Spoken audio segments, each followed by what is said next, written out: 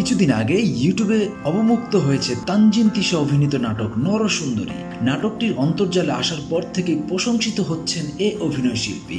মন্তব্যের ঘরে ঢু মারলেই তেমনি দেখা যায়। ইউটিউবে মন্তব্য ঘরে অনেকে নারী প্রধান এ গল্প নাটক বানানোর জন্য পরিচালক রাফাত মজুমদার সহ সংশ্লিষ্টদের বাহবা দিচ্ছে। এতে একজন নাপিতের চরিত্রে অভিনয় করেছেন তানজিন তিশা। গ্ল্যামারাস রূপ ভেঙে এমন চ্যালেঞ্জিং চরিত্র, তার দুর্দান্ত অভিনয়ে মুগ্ধ দর্শক। কেউ বলছেন এই নাটক তিশার অভিনয় জীবনের অন্যতম মাইন্ড ফলো হয়ে থাকবে। জীবনে কত যে যুদ্ধ করে জীবন পরিচালনা করতে হয়, এই নরসুন্দরী নাটক তার উদাহরণ। সামাজিক হলেও নাটকটি ছিল দুর্দান্ত বাস্তবমুখী।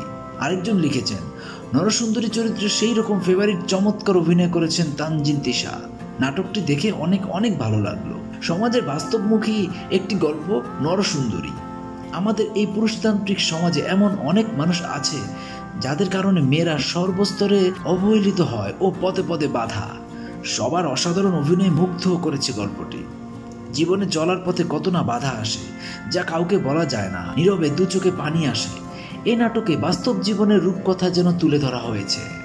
নরসুন্দরী নাটকের এমন একটি চরিত্রের কাজের ব্যাপারে তানজিন তিশা বলেন, এটি তো অস্বীকার করার উপায়ই নেই। নারীরা আমাদের সমাজে এখনো পুরোপুরি নিরাপদ নয়।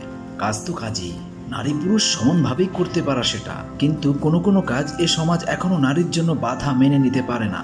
এই যে নাপিতের কাজ নারীরা করতে গেলে সমস্যা, কাজটি করতে গিয়ে পথে পথে বাধা। তানজিন তিশার ভাষ্য, নরসুন্দরী নাটকটির গল্প আমার কাছে নতুন। এখানে নিজের চরিত্রটিও নতুন। কাজটি আমার ক্যারিয়ারের জন্য নতুন কিছু যোগ করেছে। তাছাড়া নারীদের অধিকার, নারীদের সংগ্রামের গল্প নিয়ে কাজ করতে আমার খুব ভালো লাগে। চরিত্রটির জন্য বেশ পরিশ্রম করতে হয়েছে এই নায়িকার। শুটিংয়ের আগে সেলুনে, রাস্তার ধারে দোকানে গিয়ে চুল কাটা, দাড়ি কামানোর কৌশল বসে থেকে দেখতে হয়েছে, শিখতে হয়েছে তাকে।